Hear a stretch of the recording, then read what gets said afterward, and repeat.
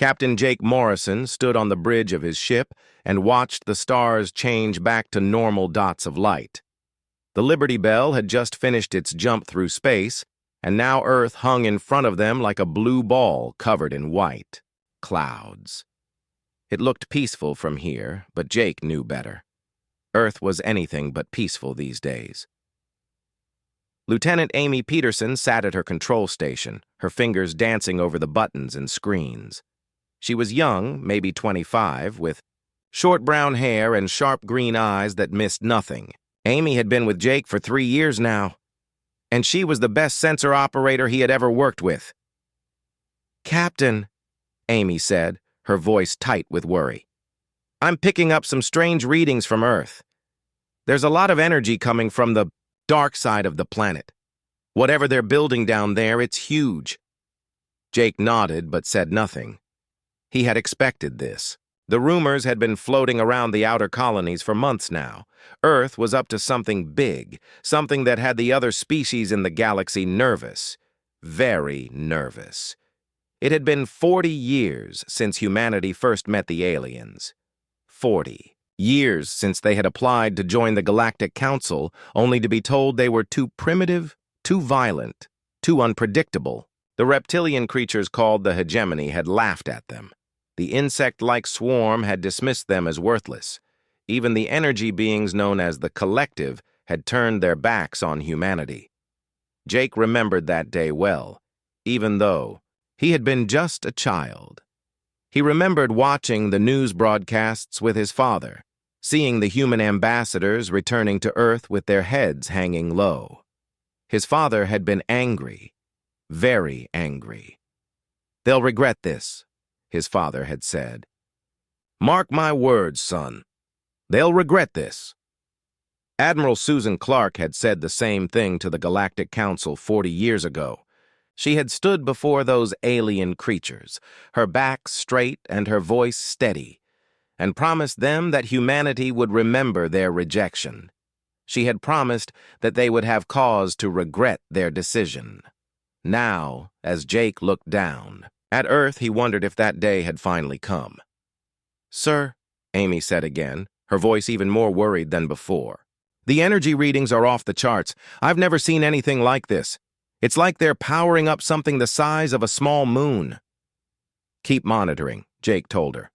"And Amy, keep this information to ourselves for now."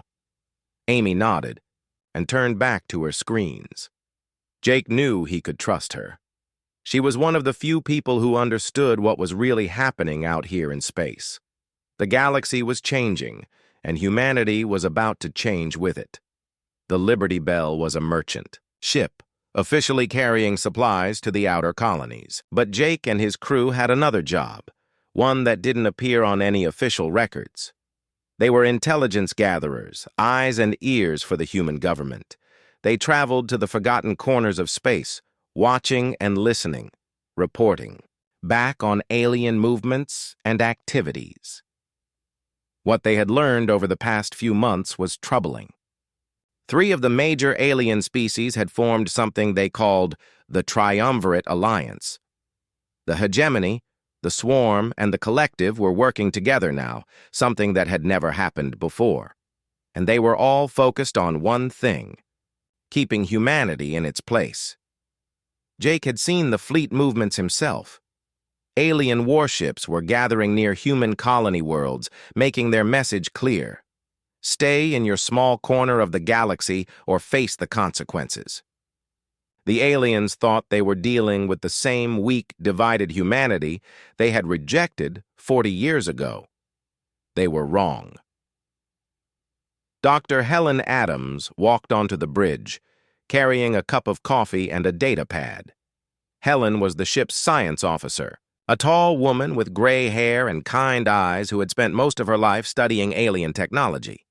She was also one of the smartest people Jake had ever met. "Captain," Helen said, settling into her chair, "I've been analyzing the data from our last stop at New Boston Colony. The triumvirate ships are using new weapons, something I haven't seen before. Plasma cannons that can punch through most known armor types." "How do you know this?" Jake asked. "They tested them," Helen replied, her voice grim. On an abandoned asteroid, the entire thing just disappeared, turned to vapor in seconds. Jake felt a chill run down his spine. The aliens weren't just posturing. They were preparing for war. There's something else, Helen continued. I intercepted some communication fragments. The aliens are planning something big. They're talking about making an example of humanity, showing the other minor species what happens when you don't know your place. Lieutenant Commander Kate Williams joined them on the bridge. Kate was Jake's second in command, a tough woman with short blonde hair and scars on her hands from her time as a fighter pilot. She had been born on one of the outer colonies and had seen firsthand what happened when the aliens decided a human settlement was in their way. Captain, Kate said, we just received a priority message from Earth. It's coded, but the basic message is clear. Admiral Clark wants all intelligence ships to return home immediately. Jake looked at his crew. Amy was still monitoring the energy readings from Earth. Helen was reviewing her data on alien weapons. Kate stood ready for orders, her hand resting on the communication controls. These people had been with him for years, through dangerous missions and close calls. They trusted him, and he trusted them. Set course for Earth, Jake ordered. Maximum speed. As the Liberty Bell turned toward humanity's home world, Jake couldn't shake the feeling that everything was about to change. The aliens had spent 40 years thinking of humans as a minor annoyance, a primitive species that would eventually fade away. They had been content to let humanity struggle in the outer reaches of space, fighting for scraps and resources. But humanity had been busy during those 40 years. They had been learning, growing, building. And now, if the rumors were true, they were ready to show the galaxy what they had become. The energy readings from Earth's dark side grew stronger as they approached. Whatever Admiral Clark had been working on, it was almost ready. Jake had heard whispers about something called the Sovereign, but no one seemed to know exactly what it was. Some said it was a new type of weapon. Others claimed it was a massive ship. A few even suggested it was something entirely new, something the galaxy had never seen before. As Earth grew larger in their view screen, Jake Morrison prepared himself for whatever was coming next. The galaxy had made its choice 40 years ago, when it rejected humanity. Now humanity was ready to make its choice in return.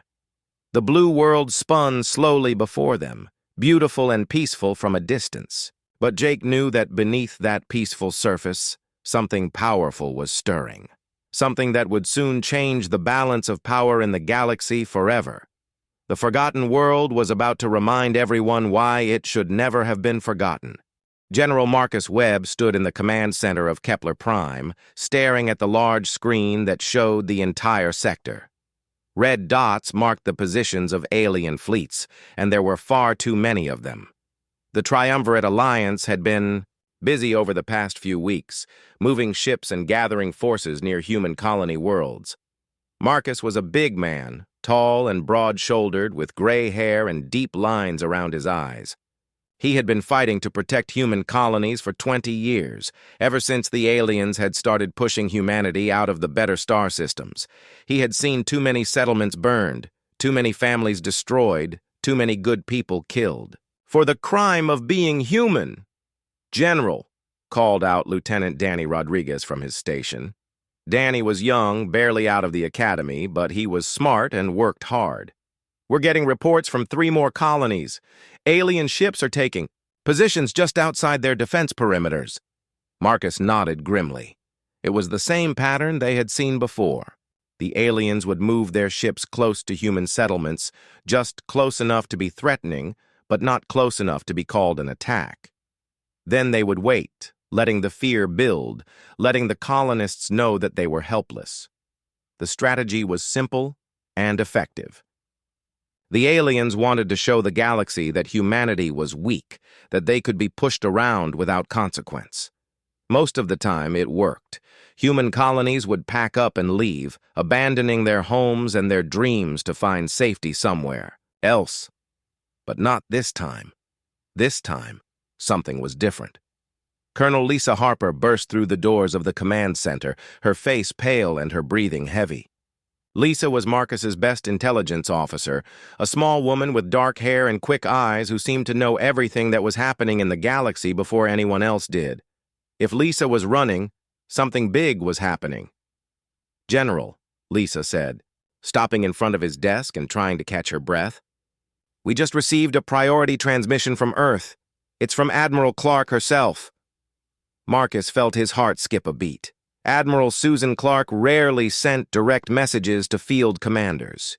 When she did, it meant something important was about to happen. "What does it say?"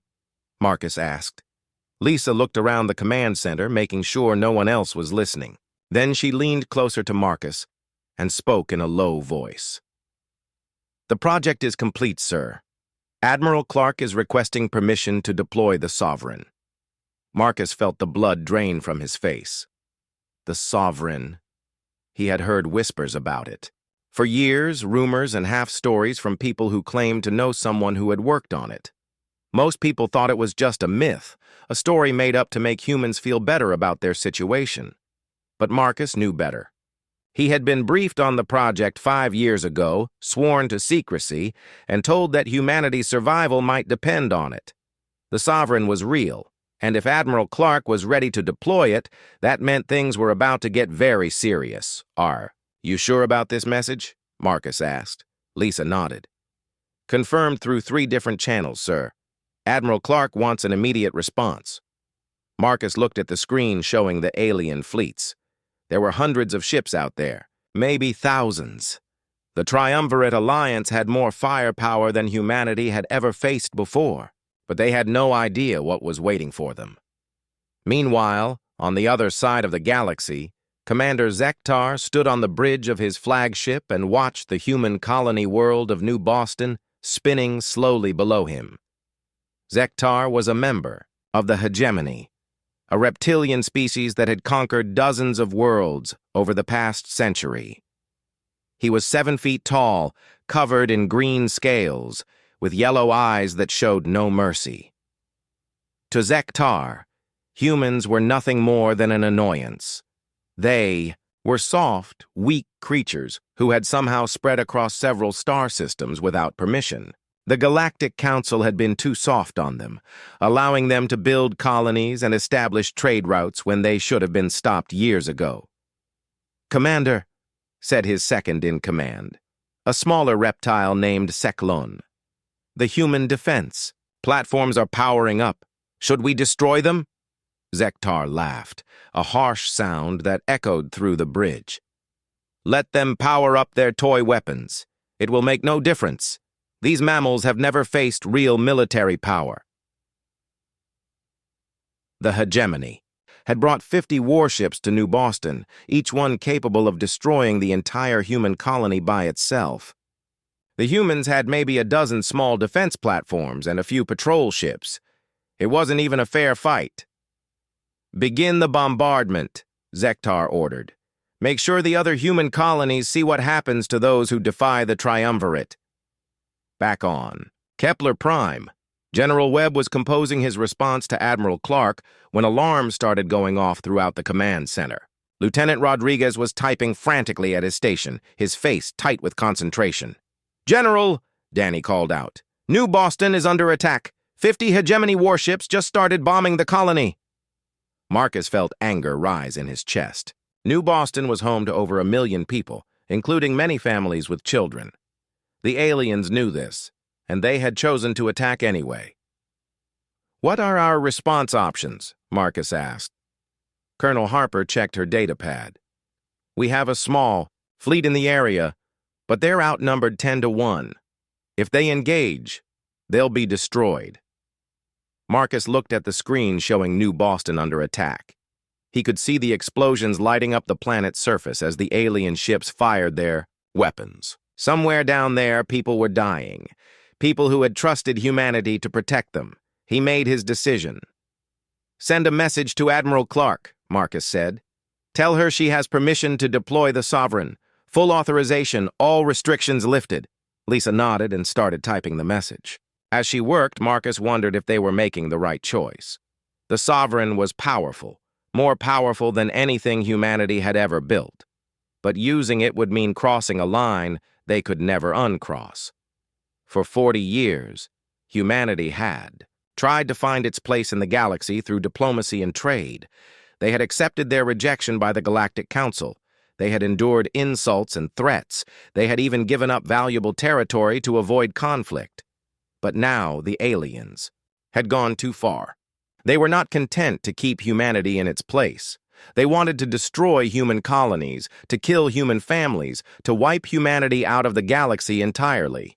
If that was how the aliens wanted to play the game, then humanity was ready to show them what they could do when pushed too far. On his flagship above New Boston, Commander Zektar watched the human defense platforms explode one by one. The colony's shields were failing, and soon his ships would be able to target the cities directly. It would be over in a few hours, and the galaxy would have one less human settlement to worry about. "Commander," Seklon reported, "we're detecting some kind of energy signature approaching the system. It's very large." Zektar looked at his sensors, but he wasn't worried. Probably just another human ship trying to run away from the battle. His fleet could handle anything the humans might send against them. He had no idea that everything was about to change. Deep beneath the Pacific Ocean, Admiral Susan Clark walked through corridors that had never appeared on any map. The facility was built 3 miles under the water, hidden from every sensor and satellite in the galaxy. For 15 years, the best minds humanity had to offer had worked here in secret, building something that would change everything. Susan was 62 years old, with silver hair and steel-gray eyes that had seen too much war. She had been just a young officer when humanity first encountered the aliens, and she had been there when the Galactic Council rejected their application for membership. She remembered the laughter of the alien representatives, the way they had dismissed humanity as primitive and worthless. That laughter had driven her for 40 years. Every decision she had made, every project she had approved, every resource she had allocated had been focused on one goal: making sure that humanity would never be helpless again. Now, as she walked toward the main hangar, she knew that goal was finally within reach. The corridor opened into a vast chamber that stretched out for miles in every direction. The ceiling was so high that it disappeared into darkness, and the walls were lined with construction equipment and supply depots. But all of that was nothing compared to what sat in the center of the hangar. The Sovereign was 12 kilometers long, 2 kilometers wide, and 1 kilometer tall. It was shaped like a massive arrowhead, with smooth black armor that seemed to absorb light rather than reflect it. Along its hull, thousands of weapon ports and sensor arrays were built into the armor, giving it the appearance of some great sleeping beast. Commander Rick Stone stood near the bow of the ship, looking up at the massive vessel with a mixture of awe and terror. Rick was 45 years old, with brown hair starting to show gray at the temples and calm blue eyes that never seemed to panic, no matter how bad things got. He had been chosen to command the Sovereign after a careful selection process that had taken over 2 years. Standing next to him was Lieutenant Commander Kate Williams, a tough woman with short blonde hair and scars on her hands from her years as a fighter pilot. Kate had grown up on the outer colonies and had seen firsthand what happened when aliens decided that human settlements were in their way. She had volunteered for this mission the moment she heard about it. Hard to believe. "It's real," Kate said, her voice barely above a whisper. Rick nodded. Even after working on the ship for 6 months, he still found it difficult to accept that humanity had built something this massive. The Sovereign was larger than some of the space stations in human territory. It carried more firepower than entire fleets, and it was just the first of its kind. "Captain Stone," called out a voice from behind them. Rick turned to see Dr. Helen Adams approaching. Helen was the ship's chief science officer, a brilliant woman with gray hair and kind eyes who had spent most of her career studying alien technology. She was also one of the people who had designed many of the Sovereign's most advanced systems.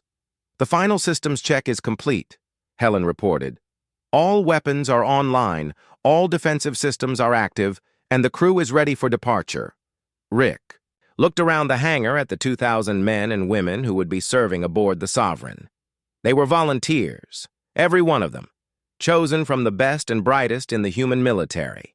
They had trained for this mission for years, knowing that they might not survive it, but they had also known that humanity's future might depend on their success. The ship's artificial intelligence system, which the crew had nicknamed Oracle, spoke through the communication system. The voice was calm and clear, with just a hint of the synthetic quality that marked it as non-human. "All systems are nominal," Oracle announced. "The Sovereign is ready for launch, Captain Stone." Rick felt a chill run down his spine. Oracle was more than just a computer system. It was an artificial mind that had been programmed with every piece of information humanity had gathered about their potential enemies. It knew their weapons, their tactics, their weaknesses, and it had been designed with one primary mission: to protect humanity at any cost. Admiral Clark approached the group, her expression serious. She carried a data pad in her hand and walked with the confident stride of someone who had made difficult decisions for most of her life. "Captain," she said, handing Rick the data pad, "you have your orders. New Boston is under attack by a hegemony. Fleet, 50 ships, full bombardment pattern. The colony's defenses won't last much longer." Rick looked at the data on the pad. The situation was worse than he had expected. The aliens weren't just attacking military targets. They were targeting civilian areas, hospitals, schools. This wasn't war. It was slaughter. "How long do we have?" Rick asked. "The colony's shields will fail in approximately 4 hours," Admiral Clark replied. "After that, the aliens will be able to target the cities directly. We estimate 2 million casualties in the first hour alone." Rick felt anger building in his chest. 2 million people, men, women, children who had never done anything except try to build new lives on a distant world. The aliens were going to kill them all just to make a point. Chief Engineer Danny Rodriguez joined the group, wiping grease from his hands with a cloth. Danny was young, maybe 30, with dark hair and quick hands that could fix anything mechanical. He had been working on the Sovereign's engines for the past 18 hours, making sure everything was perfect for their first mission. "Captain," Danny reported, "the jump engines are ready. We can be at New Boston in 30 minutes. "Weapons?" Rick asked. Lieutenant Commander Kate Williams checked her data pad. "All kinetic bombardment systems are loaded and ready. Plasma cannons are charged. Point defense systems are online. We're ready for a fight, Captain." Rick looked around at his officers. These people had spent years preparing for this moment. They had trained with weapons that pushed the boundaries of physics. They had studied tactics that no military academy had ever taught. They had prepared for a kind of warfare that the galaxy had never seen before. Now it was time to see if all that preparation had been enough. "Admiral," Rick said, turning to Susan Clark, "request permission to deploy the Sovereign." Admiral Clark looked at the massive ship hanging in the hangar above them. For 15 years, she had overseen its construction, pouring resources and expertise into creating humanity's ultimate weapon.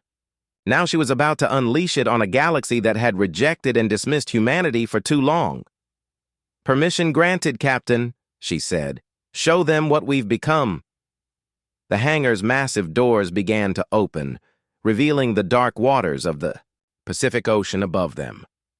The Sovereign's engines came online with a deep rumble that shook the entire facility. Slowly, like some ancient beast awakening from a long sleep, the great ship began to rise.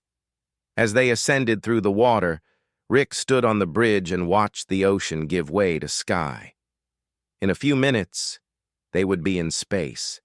In half an hour, they would be at New Boston. And then the galaxy would discover that humanity was no longer the weak, primitive species that could be pushed around without consequence. The Sovereign broke through the surface of the ocean and began its climb toward the stars. On the bridge, Oracle's voice spoke calmly.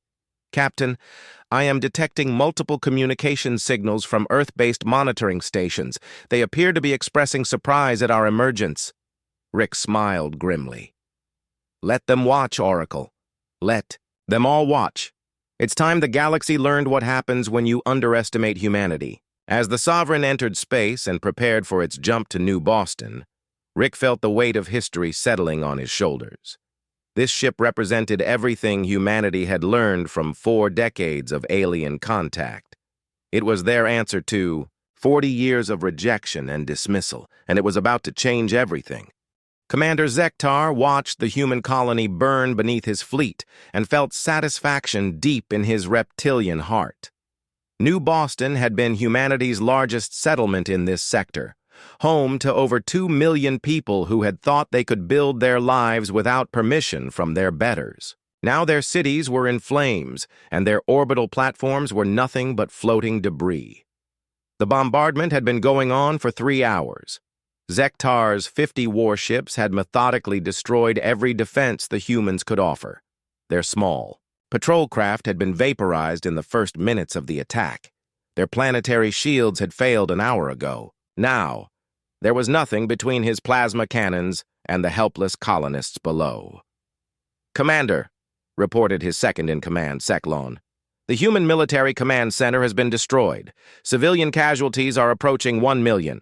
Zektar nodded approvingly.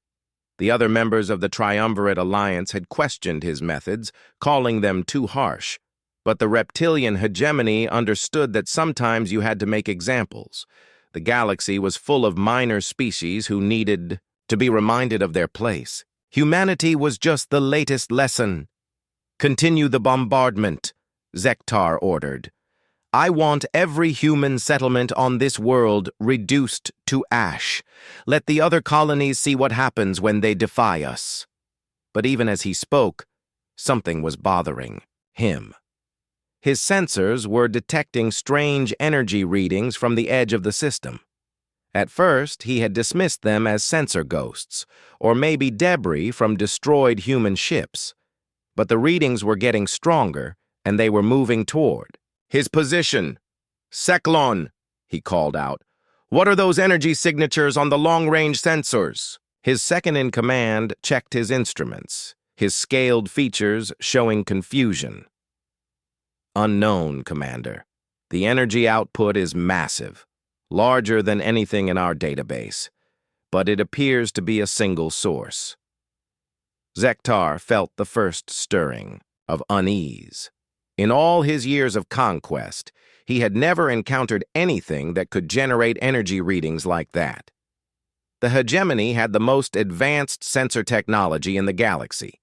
Their databases included information on every known species and their capabilities.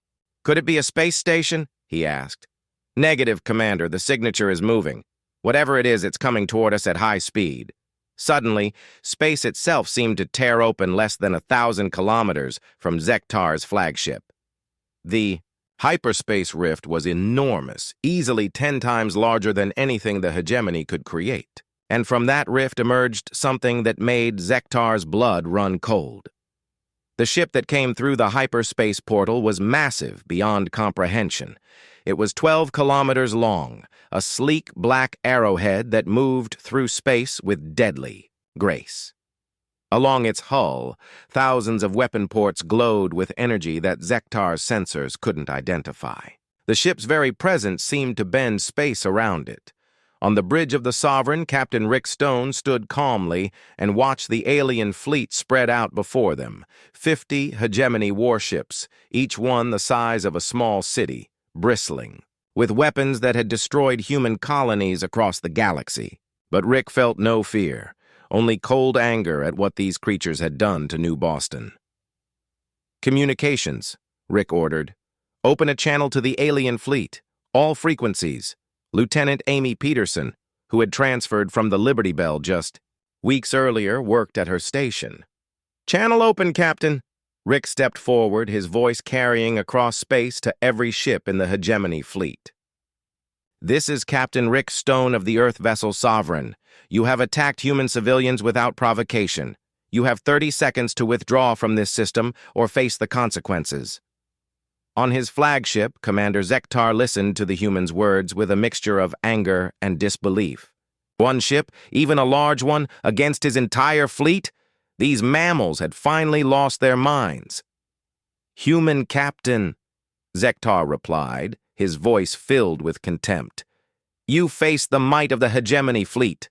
Surrender now, and I will grant you a quick death." Rick's expression didn't change. "I gave you 30 seconds. You have 20 left." Zektar laughed, the harsh sound echoing across the communication channel. "Seklon, target that ship with all weapons. Show these mammals what real power looks like." The hegemony fleet opened fire as one, 50 ships launching everything they had at the Sovereign. Plasma bolts that could vaporize asteroids struck the human ship's hull. Energy beams that had shattered planetary defenses focused on single points. Kinetic projectiles moving at tremendous speeds slammed into the ship's armor. For a moment, the Sovereign disappeared completely inside a ball of fire and energy that lit up the entire star system. Zektar watched with satisfaction, certain that no ship could survive that level of firepower. But when the energy faded, the Sovereign was still there. Its black hull showed no damage, no scorch marks, no sign that it had been attacked at all. The alien weapons had simply been absorbed or deflected by some kind of defensive system that Zektar couldn't understand. On the Sovereign's bridge, Lieutenant Commander Kate Williams checked her tactical display. "Captain, enemy weapons had no effect on our adaptive armor, all systems nominal." Rick nodded. The armor was one of the Sovereign's most advanced features, designed by studying every known alien weapon type. It could adapt to different forms of attack, becoming more resistant each time it was hit by the same type of weapon. "Tactical," Rick ordered. "Target the flagship. Give them a demonstration of human firepower." Chief Tactical Officer Ben Cooper worked at his station, targeting systems locking onto Commander Zektar's ship. "Target locked, Captain. Kinetic bombardment system ready." Fire. The Sovereign's main gun was unlike anything the galaxy had ever seen. Instead of energy beams or plasma bolts, it fired solid tungsten rods accelerated to a significant fraction of light speed. The projectiles were only a few meters long, but they carried the kinetic energy of small atomic bombs.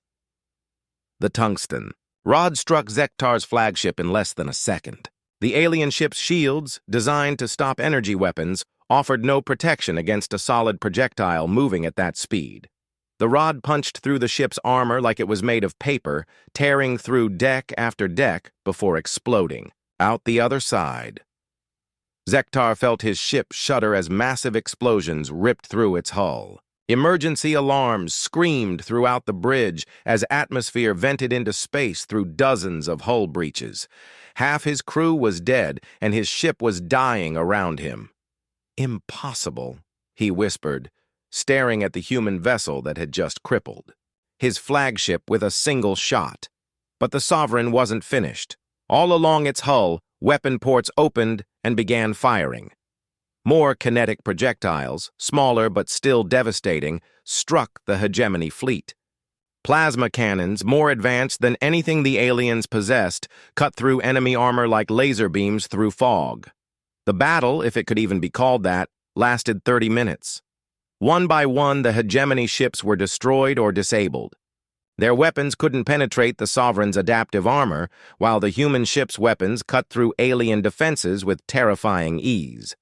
Commander Zektar, his flagship crippled and most of his fleet destroyed, finally understood what humanity had become during their 40 years of exile. These weren't the primitive mammals the Galactic Council had rejected. These were predators, and they had just announced their presence to the galaxy. "All ships," he ordered on the emergency frequency. "Retreat. Fall back to the nearest hegemony base. Send word to the Triumvirate Alliance. Tell them the humans have become something we didn't expect." The few surviving hegemony ships limped away through hyperspace, carrying news that would shake the galaxy to its core. The humans were no longer weak, they were no longer helpless, and they were no longer willing. to be pushed around. On the Sovereign's bridge, Captain Stone watched the alien ships flee and felt no satisfaction. The colony below was still burning. Millions of people were still dead. This victory wouldn't bring them back, but it would make sure that other colonies didn't suffer the same fate. "Oracle," Rick said to the ship's artificial intelligence, "send a message to all human settlements in this sector. Tell them that Earth remembers its children. Tell them that humanity protects its own." As the Sovereign moved toward New Boston to begin rescue operations, Rick knew that everything had changed. For 40 years, humanity had been the galaxy's victims. Now they were something else entirely. They were the galaxy's new nightmare. News of the Sovereign's victory at New Boston spread through the galaxy like wildfire. On 100 worlds, in 1,000 space stations, across the vast network of communication relays that connected the stars, the same impossible story was told and retold. Humanity, the rejected species, the primitive mammals that the Galactic Council had dismissed 40 years ago, had built a ship that had destroyed an entire hegemony fleet in 30 minutes. On the crystalline homeworld of the AI, collective energy beings that existed as pure thought gathered in their great council chambers. They had no physical forms, existing instead as patterns of light and electricity that danced through specially designed crystal matrices. For centuries, they had considered themselves the most advanced species in the galaxy. Now they faced the disturbing reality that they might have been wrong. High Counselor Zephyron, a being of pure energy whose thoughts moved faster than most species could speak, reviewed the data from New Boston over and over again. The readings made no sense. The human ship had absorbed weapon strikes that should have vaporized any known material. Its own weapons had delivered kinetic energy that violated several accepted principles of physics. "How is this possible?" Zephyron asked the assembled council. "Our databases show that human technology was centuries behind our own just 40 years ago." Council member Veltar, whose energy patterns flickered with uncertainty, offered a theory. "Perhaps they have been receiving help from another species. The ancients, perhaps, or some race we have not yet encountered." But Zephyron knew better. The data from New Boston showed weapon signatures and energy patterns that were uniquely human. Brutal, direct, efficient. This wasn't alien technology being used by humans. This was human technology that had evolved beyond anything the galaxy had seen before. On the insectoid homeworld of the Swarm, millions of drone workers paused in their tasks as the news reached their hive minds. The Swarm operated through collective consciousness, with individual insects serving as cells in a vast biological computer. Their queen minds, the massive creatures that directed entire star systems, gathered in council for the first time in decades. Queen Hexara, whose body filled an entire chamber and whose mind controlled billions of drones, processed the information with growing alarm. The Swarm had always relied on overwhelming numbers to defeat their enemies. They would send wave after wave of ships, accepting massive casualties to wear down their opponents. But the humans had destroyed 50 ships without taking any damage themselves. Numbers meant nothing if your weapons couldn't hurt the enemy. "The mammals have become something unexpected," Queen Hexara communicated to the other queen minds. "We must reconsider our assessment of their threat level." Queen Zikara, younger and more aggressive, responded with agitation. "They are still just one ship. Even if they build more, they cannot match our production capacity." But Queen Hexara had lived long enough to recognize a fundamental shift when she saw one. The humans hadn't just built a more powerful ship. They had developed technology that made traditional warfare obsolete. And if they could do it once, they could do it again. Meanwhile, in the halls of the Galactic Council, panic was spreading like a disease. Senator Paul Martinez, Earth's ambassador to the Council, walked through corridors that had once echoed with laughter at humanity's expense. Now those same corridors buzzed with nervous whispers and fearful glances. Paul was 55 years old, with graying hair and tired eyes that had seen too many diplomatic failures. He had been Earth's representative for 15 years, enduring insults and dismissals from alien species who considered humanity beneath their notice. He had watched as human colonies were threatened, human trade routes were blocked, and human requests for aid were ignored. Now, as he approached the main council chamber, he felt a grim satisfaction. The galaxy had made its choice 40 years ago. Today, humanity would make its choice in return. The council chamber was chaos. Representatives from dozens of species filled the vast circular room, their voices raised in argument and accusation. The hegemony delegate, a massive reptile named Krextor, was demanding military action against humanity. The swarm representative, speaking through a cluster of insect drones, was calling for immediate negotiations, the collective's energy being flickered with patterns that indicated extreme agitation. Council Chairman Vexhall, a tall alien with blue skin and 4 arms, struggled to maintain order. "Representatives, please. We must approach this situation with calm deliberation." But there was no calm in the chamber. The news from New Boston had shattered 40 years of assumptions about humanity's place in the galaxy. These aliens had grown comfortable thinking of humans as a minor annoyance, a primitive species that could be safely ignored or occasionally bullied. Now they faced the terrifying reality that they had been wrong. Senator Martinez entered the chamber and took his place at the human delegation's seat. For years, this seat had been positioned in the back corner, a reminder of humanity's low status in galactic society. But today, every eye in the chamber was focused on him.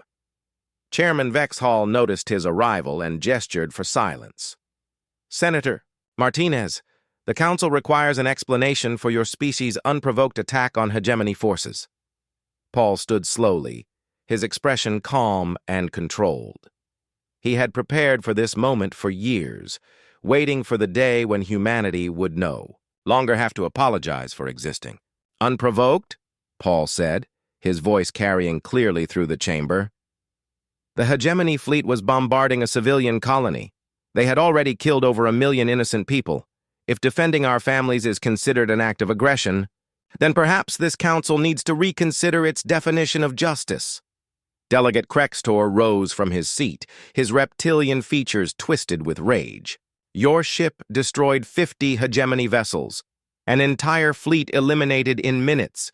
This was not defense. It was slaughter." Paul smiled coldly. 40 years ago, this council made its position clear. Humanity was unworthy of membership. We were too primitive, too violent, too unpredictable to join your civilized society. We accepted that judgment. He paused, looking around the chamber at the faces of beings who had once dismissed humanity without a second thought. "Now we offer you the same courtesy," Paul continued. "Prove your worth to us. Show us why humanity should consider you civilized, enough to deserve our protection."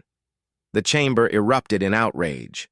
Dozens of species began shouting at once, demanding explanations, threatening retaliation, calling for immediate action against the human threat. But Paul Martinez stood calmly in the center of the storm, unmoved by their anger.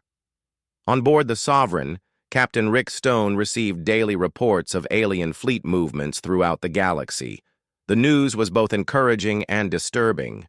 Encouraging because most alien forces were pulling back from human space, no longer willing to risk confrontation with Earth's new warship. Disturbing because some species were massing their fleets, preparing for what looked like a coordinated response. Lieutenant Commander Kate Williams brought him the latest intelligence reports as he stood in the observation deck, looking out at the stars. "Captain, we're detecting massive fleet movements in 3 sectors. The Triumvirate Alliance is gathering ships from across their territories." Rick studied the reports. Hundreds of ships, maybe thousands, all converging on strategic positions near human space. The aliens were preparing for war, and they weren't taking any chances this time. "What about the other species?" Rick asked. "The ones not in the Alliance?" Kate checked her data pad. Mixed reactions. Some are withdrawing from the area entirely, declaring neutrality. Others are sending diplomatic messages to Earth, requesting meetings and trade agreements. A few smaller species are actually asking for human protection. Rick raised an eyebrow. Protection? From what?